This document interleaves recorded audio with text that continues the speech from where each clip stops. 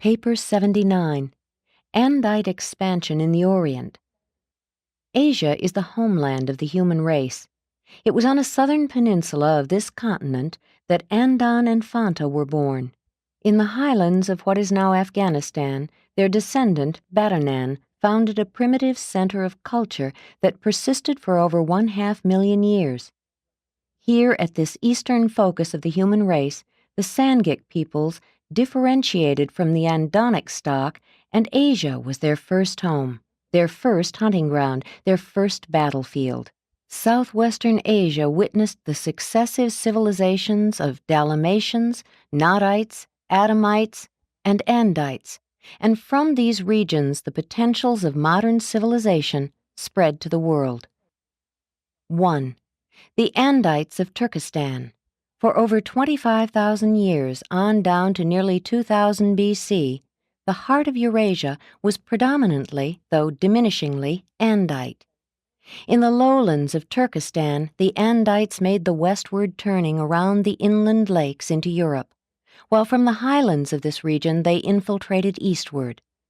Eastern Turkestan, Xinjiang, and to a lesser extent Tibet, were the ancient gateways through which these peoples of Mesopotamia penetrated the mountains to the northern lands of the Yellow Men. The Andite infiltration of India proceeded from the Turkestan highlands into the Punjab and from the Iranian grazing lands through Baluchistan.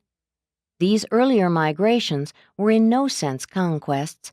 They were, rather, the continual drifting of the Andite tribes into western India and China. For almost 15,000 years, centers of mixed Andite culture persisted in the basin of the Darim River in Xinjiang and to the south in the highland regions of Tibet, where the Andites and Andonites had extensively mingled. The Darim Valley was the easternmost outpost of the true Andite culture. Here they built their settlements and entered into trade relations with the progressive Chinese to the east and with the Andonites to the north. In those days, the Darim region was a fertile land. The rainfall was plentiful. To the east, the Gobi was an open grassland where the herders were gradually turning to agriculture. This civilization perished when the rain winds shifted to the southeast, but in its day it rivaled Mesopotamia itself. By 8000 BC, the slowly increasing aridity of the highland regions of Central Asia began to drive the Andites to the river bottoms and the seashores. This increasing drought not only drove them to the valleys of the Nile, Euphrates, Indus, and Yellow rivers, but it produced a new development in Andite civilization. A new class of men, the traders, began to appear in large numbers. When climatic conditions made hunting unprofitable for the migrating Andites, they did not follow the evolutionary course of the older races by becoming herders.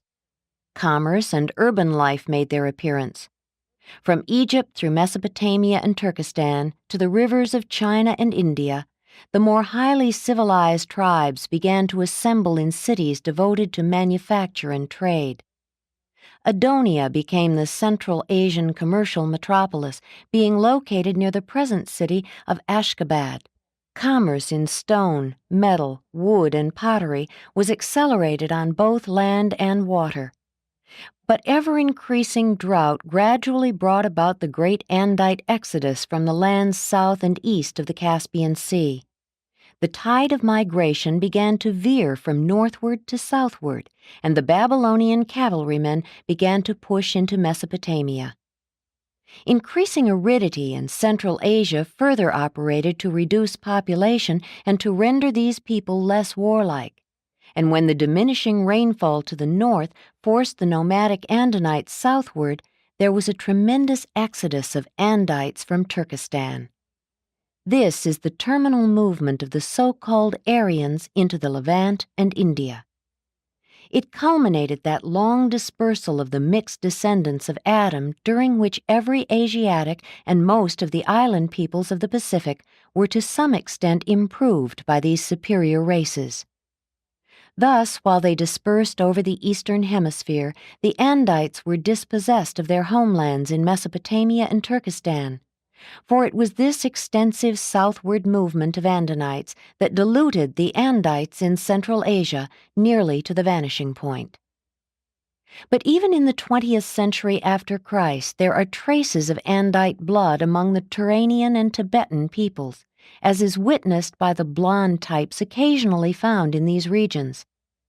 The early Chinese annals record the presence of the red-haired nomads to the north of the peaceful settlements of the Yellow River, and there still remain paintings which faithfully record the presence of both the blonde Andite and the brunette Mongolian types in the Darim Basin of long ago. The last great manifestation of the submerged military genius of the Central Asiatic Andites was in AD 1200, when the Mongols under Genghis Khan began the conquest of the greater portion of the Asiatic continent. And like the Andites of old, these warriors proclaimed the existence of one God in heaven. The early breakup of their empire long delayed cultural intercourse between Occident and Orient, and greatly handicapped the growth of the monotheistic concept in Asia. 2. The Andite conquest of India. India is the only locality where all the Urantia races were blended, the Andite invasion adding the last stock. In the highlands northwest of India, the Sangik races came into existence, and without exception members of each penetrated the subcontinent of India in their early days, leaving behind them the most heterogeneous race mixture ever to exist on Urantia. Ancient India acted as a catch basin for the migrating races. The base of the peninsula was formerly somewhat narrower than now, much of the deltas of the Ganges and Indus being the work of the last 50,000 years. The earliest race mixtures in India were a blending of the migrating red and yellow races with the aboriginal Andinites. This group was later weakened by absorbing the greater portion of the extinct eastern green peoples, as well as large numbers of the orange race, was slightly improved through limited admixture with the blue man, but suffered exceedingly through assimilation of large numbers of the indigo race. But the so-called aborigines of India are hardly representative of these early people. They are, rather, the most inferior southern and eastern fringe, which was never fully absorbed by either the early Andites or their later appearing Aryan cousins. By 20,000 BC, the population of western India had already become tinged with the Adamic blood, and never in the history of Urantia did any one people combine so many different races. But it was unfortunate that the secondary Sangik strains predominated, and it was a real calamity that both the blue and the red man were so largely missing from this racial melting pot of long ago. More of the primary Sangik strains would have contributed very much toward the enhancement of what might have been an even greater civilization.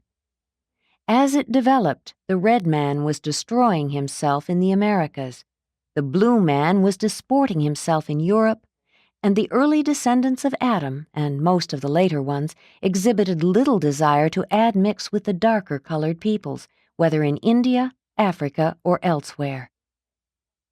About 15,000 BC, increasing population pressure throughout Turkestan and Iran occasioned the first really extensive Andite movement toward India. For over 15 centuries, these superior peoples poured in through the highlands of Baluchistan, spreading out over the valleys of the Indus and Ganges and slowly moving southward into the Deccan. This Andite pressure from the northwest drove many of the southern and eastern inferiors into Burma and southern China, but not sufficiently to save the invaders from racial obliteration. The failure of India to achieve the hegemony of Eurasia was largely a matter of topography. Population pressure from the north only crowded the majority of the people southward into the decreasing territory of the Deccan, surrounded on all sides by the sea. Had there been adjacent lands for emigration, then would the inferiors have been crowded out in all directions, and the superior stocks would have achieved a higher civilization. As it was, these earlier Andite conquerors made a desperate attempt to preserve their identity and stem the tide of racial engulfment by the establishment of rigid restrictions regarding intermarriage. Nonetheless, the Andites had become submerged by 10,000 BC, but the whole mass of the people had been markedly improved by this absorption. Race mixture is always advantageous in that it favors versatility of culture and makes for a progressive civilization. But if the inferior elements of racial stocks predominate, such achievements will be short-lived. A polyglot culture can be preserved only if the superior stocks reproduce themselves in a safe margin over the inferior. Unrestrained multiplication of inferiors with decreasing reproduction of superiors is unfailingly suicidal of cultural civilization. Had the Andite conquerors been in numbers 3 times what they were, or had they driven out or destroyed the least desirable third of the mixed orange-green-indigo inhabitants, then would India have become one of the world's leading centers of cultural civilization, and undoubtedly would have attracted more of the later waves of Mesopotamians that flowed into Turkestan and thence northward to Europe. 3. Dravidian India. The blending of the Andite conquerors of India with the native stock eventually resulted in that mixed people which has been called Dravidian. The earlier and purer Dravidians possessed a great capacity for cultural achievement, which was continuously weakened as their Andite inheritance became progressively attenuated. And this is what doomed the budding civilization of India almost 12,000 years ago. But the infusion of even this small amount of the blood of Adam produced a marked acceleration in social development. This composite stock immediately produced the most versatile civilization then on earth. Not long after conquering India, the Dravidian Andites lost their racial and cultural contact with Mesopotamia. But the later opening up of the sea lanes and the caravan routes reestablished these connections, and at no time within the last 10,000 years has India ever been entirely out of touch with Mesopotamia on the west and China to the east, although the mountain barriers greatly favored Western intercourse. The superior culture and religious leanings of the peoples of India date from the early times of Dravidian domination, and are due, in part, to the fact that so many of the Sethite priesthood entered India both in the earlier Andite and in the later Aryan invasions. The thread of monotheism running through the religious history of India thus stems from the teachings of the Adamites in the Second Garden. As early as 16,000 BC, a company of 100 Sethite priests entered India and very nearly achieved the religious conquest of the western half of that polyglot people. But their religion did not persist. Within 5,000 years, their doctrines of the Paradise Trinity had degenerated into the triune symbol of the fire god. But for more than 7,000 years, down to the end of the Andite migrations, the religious status of the inhabitants of India was far above that of the world at large. During these times, India bid fair to produce the leading cultural, religious, philosophic, and commercial civilization of the world. And but for the complete submergence of the Andites by the peoples of the South, this destiny would probably have been realized. The Dravidian centers of culture were located in the river valleys, principally of the Indus and Ganges, and in the Deccan along the 3 great rivers flowing through the eastern Ghats to the sea. The settlements along the seacoast of the western Ghats owed their prominence to maritime relationships with Sumeria. The Dravidians were among the earliest peoples to build cities and to engage in an extensive export and import business, both by land and sea. By 7,000 BC, camel trains were making regular trips to distant Mesopotamia. Dravidian shipping was pushing coastwise across the Arabian Sea to the Sumerian cities of the Persian Gulf, and was venturing on the waters of the Bay of Bengal, as far as the East Indies. An alphabet, together with the art of writing, was imported from Sumeria by these seafarers and merchants. These commercial relationships greatly contributed to the further diversification of a cosmopolitan culture, resulting in the early appearance of many of the refinements and even luxuries of urban life. When the later appearing Aryans entered India, they did not recognize in the Dravidians their Andite cousins submerged in the Sangic races, but they did find a well-advanced civilization. Despite biologic limitations, the Dravidians founded a superior civilization. It was well diffused throughout all India and has survived on down to modern times in the Deccan. 4. The Aryan invasion of India. The second Andite penetration of India was the Aryan invasion during a period of almost 500 years in the middle of the third millennium before Christ. This migration marked the terminal exodus of the Andites from their homelands in Turkestan. The early Aryan centers were scattered over the northern half of India, notably in the northwest. These invaders never completed the conquest of the country and subsequently met their undoing in this neglect, since their lesser numbers made them vulnerable to absorption by the Dravidians of the south, who subsequently overran the entire peninsula except the Himalayan provinces. The Aryans made very little racial impression on India except in the northern provinces. In the Deccan, their influence was cultural and religious more than racial. The greater persistence of the so-called Aryan blood in northern India is not only due to their presence in these regions in greater numbers, but also because they were reinforced by later conquerors, traders, and missionaries. Right on down to the 1st century before Christ, there was a continuous infiltration of Aryan blood into the Punjab, the last influx being attendant upon the campaigns of the Hellenistic peoples. On the Gangetic plain, Aryan and Dravidian eventually mingled to produce a high culture, and this center was later reinforced by contributions from the northeast coming from China. In India, many types of social organizations flourished from time to time, from the semi-democratic systems of the Aryans to despotic and monarchical forms of government. But the most characteristic feature of society was the persistence of the great social castes that were instituted by the Aryans in an effort to perpetuate racial identity. This elaborate caste system has been preserved on down to the present time. Of the 4 great castes, all but the first were established in the futile effort to prevent racial amalgamation of the Aryan conquerors with their inferior subjects. But the premier caste, the teacher priests, stems from the Sethites.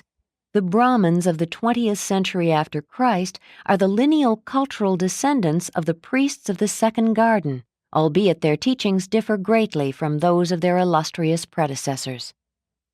When the Aryans entered India, they brought with them their concepts of deity as they had been preserved in the lingering traditions of the religion of the Second Garden.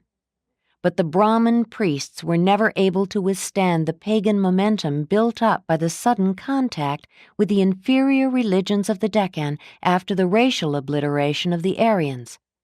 Thus, the vast majority of the population fell into the bondage of the enslaving superstitions of inferior religions.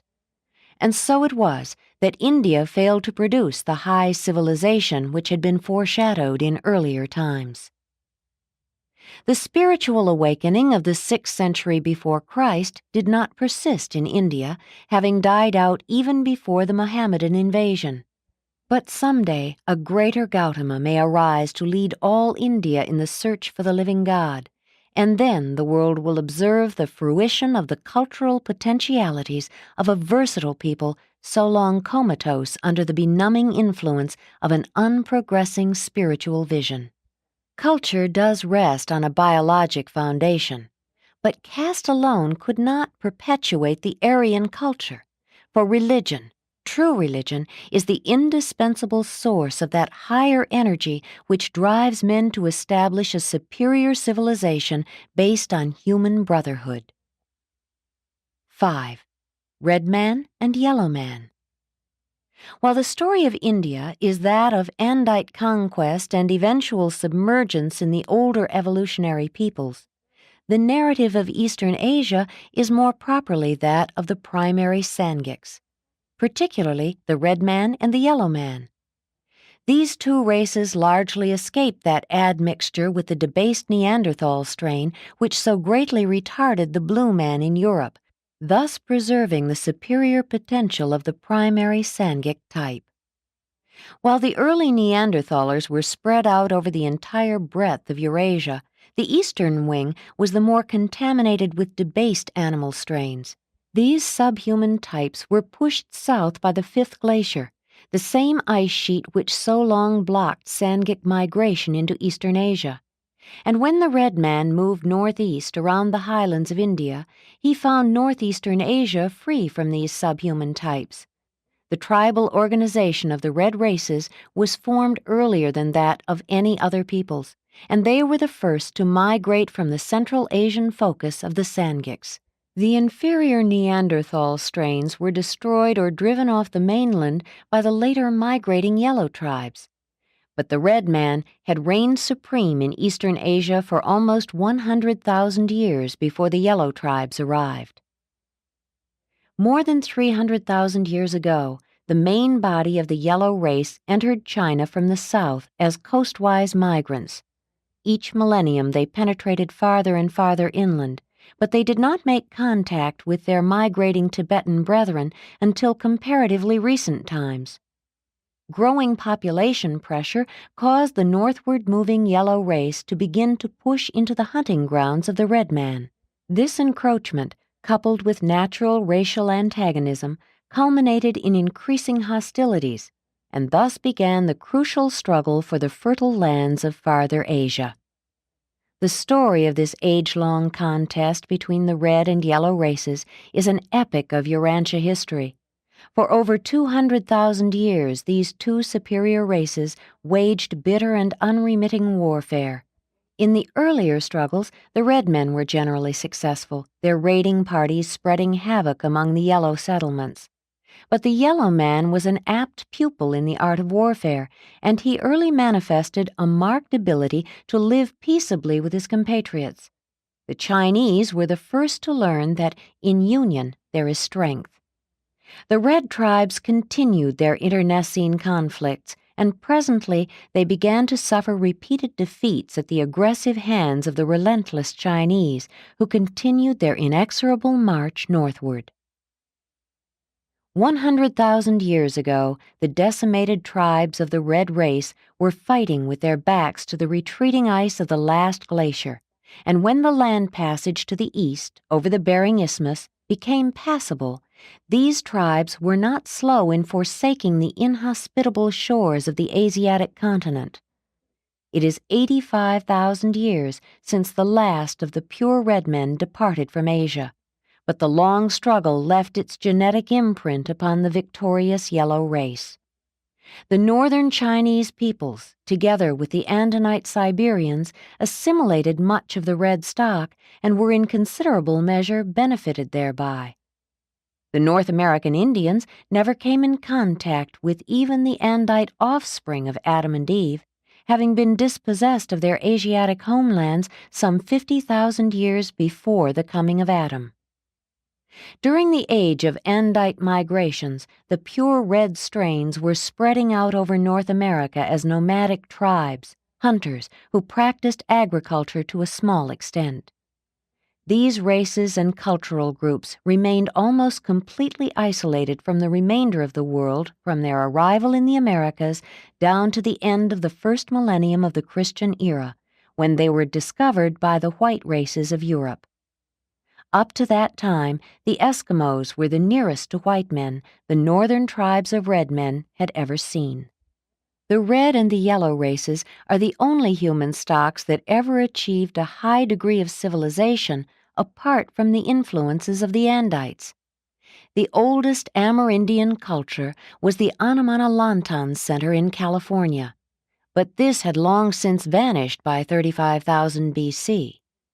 In Mexico, Central America, and in the mountains of South America, the later and more enduring civilizations were founded by a race predominantly red, but containing a considerable admixture of the yellow, orange, and blue. These civilizations were evolutionary products of the Sangiks, notwithstanding that traces of Andite blood reached Peru. Excepting the Eskimos in North America and a few Polynesian Andites in South America, the peoples of the Western Hemisphere had no contact with the rest of the world until the end of the first millennium after Christ. In the original Melchizedek plan for the improvement of the Urantia races, it had been stipulated that 1 million of the pure-line descendants of Adam should go to upstep the red men of the Americas. 6. Dawn of Chinese civilization. Sometime after driving the red man across to North America, the expanding Chinese cleared the Andinites from the river valleys of eastern Asia, pushing them north into Siberia and west into Turkestan, where they were soon to come in contact with the superior culture of the Andites.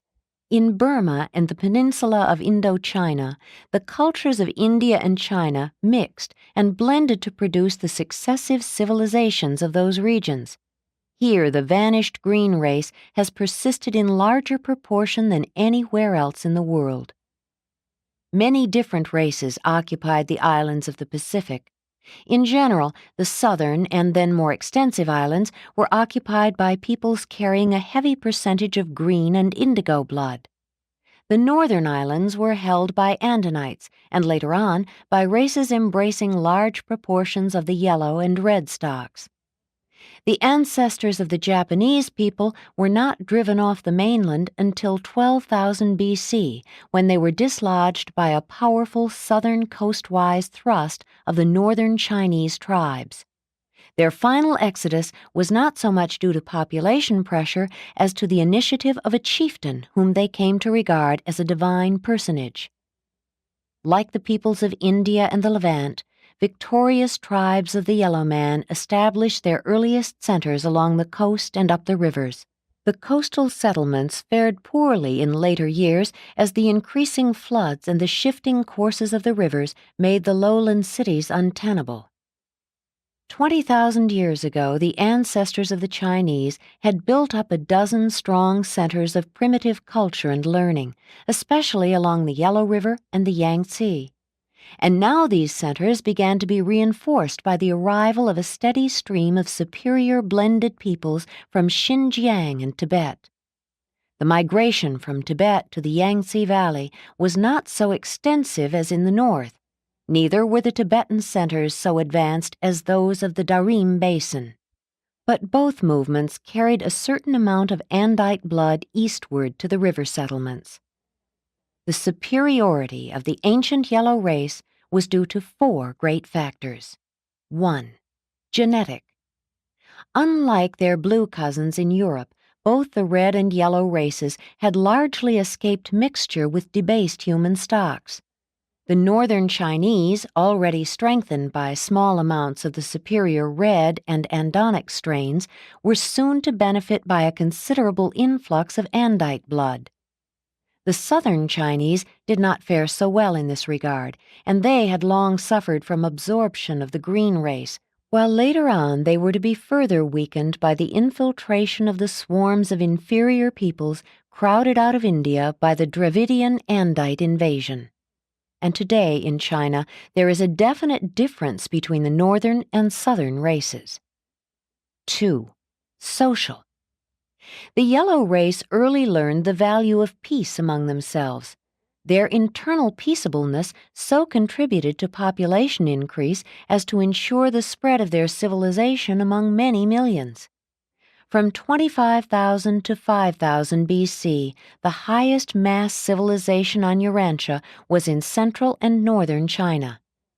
The Yellow Man was first to achieve a racial solidarity, the first to attain a large-scale cultural, social, and political civilization. The Chinese of 15,000 BC were aggressive militarists. They had not been weakened by an over-reverence for the past, and numbering less than 12 million, they formed a compact body speaking a common language.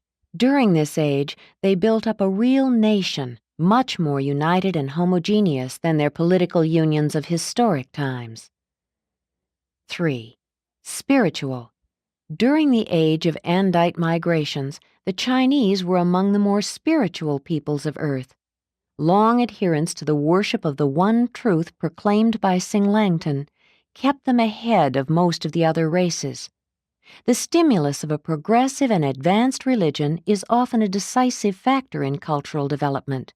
As India languished, so China forged ahead under the invigorating stimulus of a religion in which truth was enshrined as the supreme deity. This worship of truth was provocative of research and fearless exploration of the laws of nature and the potentials of mankind. The Chinese of even 6,000 years ago were still keen students and aggressive in their pursuit of truth. 4. Geographic. China is protected by the mountains to the west and the Pacific to the east. Only in the north is the way open to attack, and from the days of the Red Man to the coming of the later descendants of the Andites, the north was not occupied by any aggressive race. And but for the mountain barriers and the later decline in spiritual culture, the yellow race undoubtedly would have attracted to itself the larger part of the Andite migrations from Turkestan, and unquestionably would have quickly dominated world civilization. 7. The Andites enter China.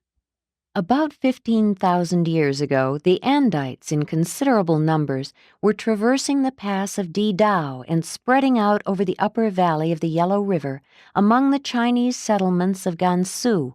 Presently, they penetrated eastward to Honan, where the most progressive settlements were situated.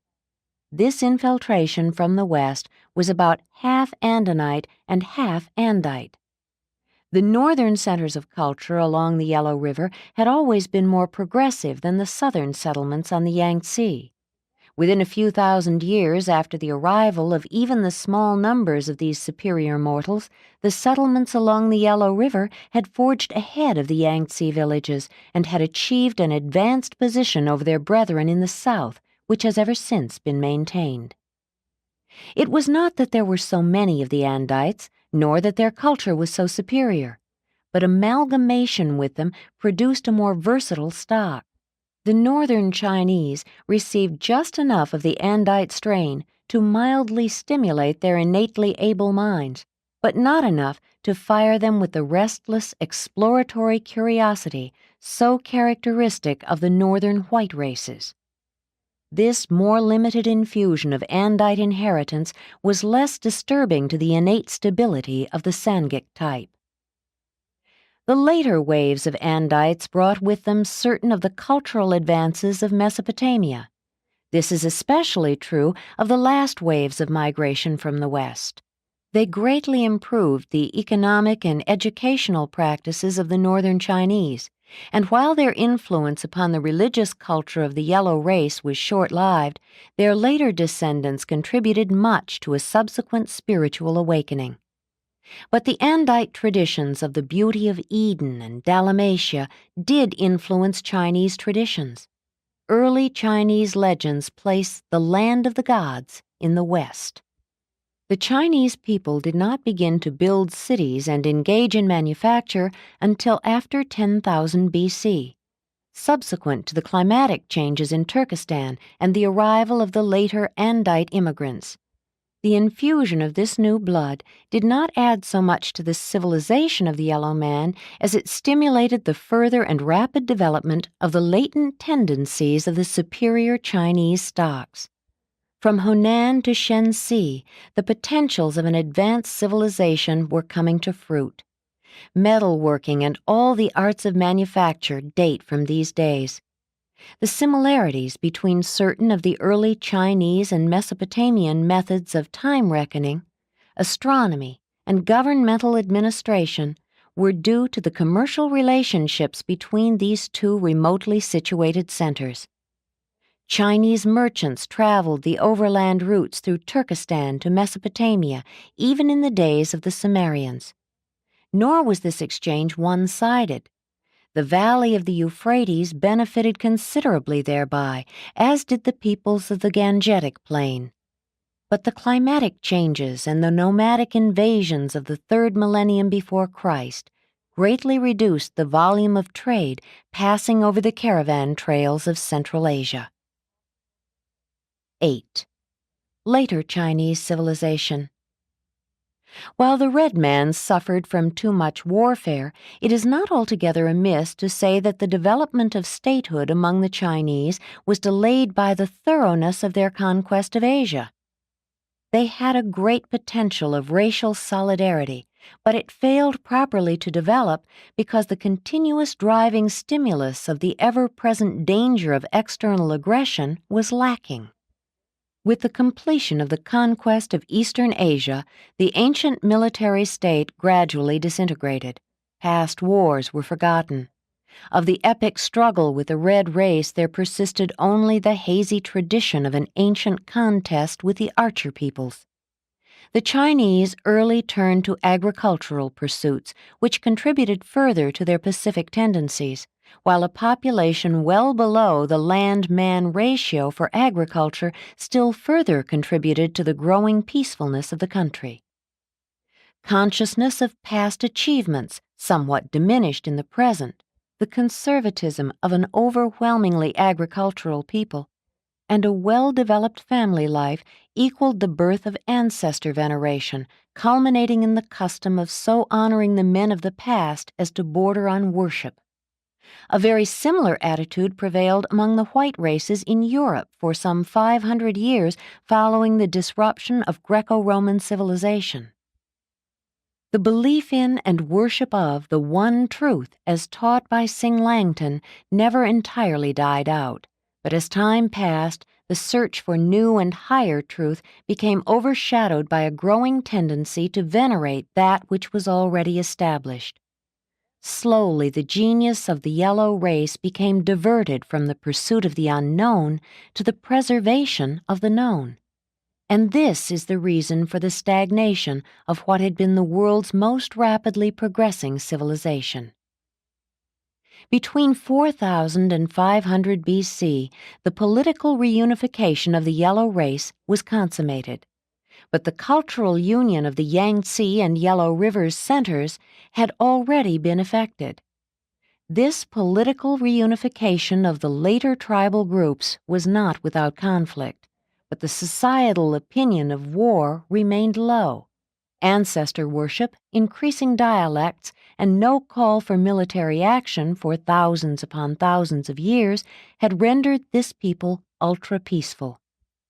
Despite failure to fulfill the promise of an early development of advanced statehood, the yellow race did progressively move forward in the realization of the arts of civilization, especially in the realms of agriculture and horticulture.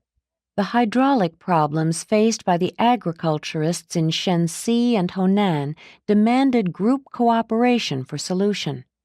Such irrigation and soil conservation difficulties contributed in no small measure to the development of interdependence with the consequent promotion of peace among farming groups. Soon, developments in writing, together with the establishment of schools, contributed to the dissemination of knowledge on a previously unequaled scale. But the cumbersome nature of the ideographic writing system placed a numerical limit upon the learned classes, despite the early appearance of printing. And above all else, the process of social standardization and religio-philosophic dogmatization continued apace. The religious development of ancestor veneration became further complicated by a flood of superstitions involving nature worship. But lingering vestiges of a real concept of God remained preserved in the imperial worship of Shangdi. The great weakness of ancestor veneration is that it promotes a backward-looking philosophy. However wise it may be to glean wisdom from the past, it is folly to regard the past as the exclusive source of truth. Truth is relative and expanding. It lives always in the present, achieving new expression in each generation of men, even in each human life. The great strength in a veneration of ancestry is the value that such an attitude places upon the family.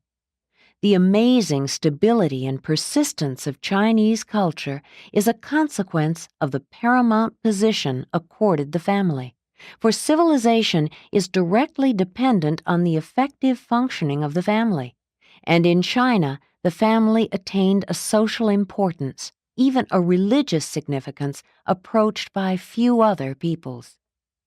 The filial devotion and family loyalty exacted by the growing cult of ancestor worship ensured the building up of superior family relationships and of enduring family groups, all of which facilitated the following factors in the preservation of civilization. 1.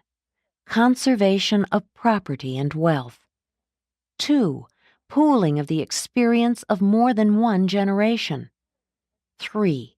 Efficient education of children in the arts and sciences of the past. 4. Development of a strong sense of duty, the enhancement of morality, and the augmentation of ethical sensitivity. The formative period of Chinese civilization, opening with the coming of the Andites, continues on down to the great ethical, moral, and semi-religious awakening of the 6th century before Christ. And Chinese tradition preserves the hazy record of the evolutionary past, the transition from mother to father family, the establishment of agriculture, the development of architecture, the initiation of industry. All these are successively narrated, and this story presents with greater accuracy than any other similar account the picture of the magnificent ascent of a superior people from the levels of barbarism. During this time, they passed from a primitive agricultural society to a higher social organization embracing cities, manufacture, metalworking, commercial exchange, government, writing, mathematics, art, science, and printing. And so the ancient civilization of the yellow race has persisted down through the centuries. It is almost 40,000 years since the first important advances were made in Chinese culture, and though there have been many retrogressions, the civilization of the sons of Han comes the nearest of all to presenting an unbroken picture of continual progression right on down to the times of the 20th century. The mechanical and religious developments of the white races have been of a high order, but they have never excelled the Chinese in family loyalty, group ethics, or personal morality. This ancient culture has contributed much to human happiness. Millions of human beings have lived and died blessed by its achievements. For centuries, this great civilization has rested upon the laurels of the past, but it is even now reawakening to envision anew the transcendent goals of mortal existence, once again to take up the unremitting struggle for never-ending progress. Presented by an Archangel of Nebadon.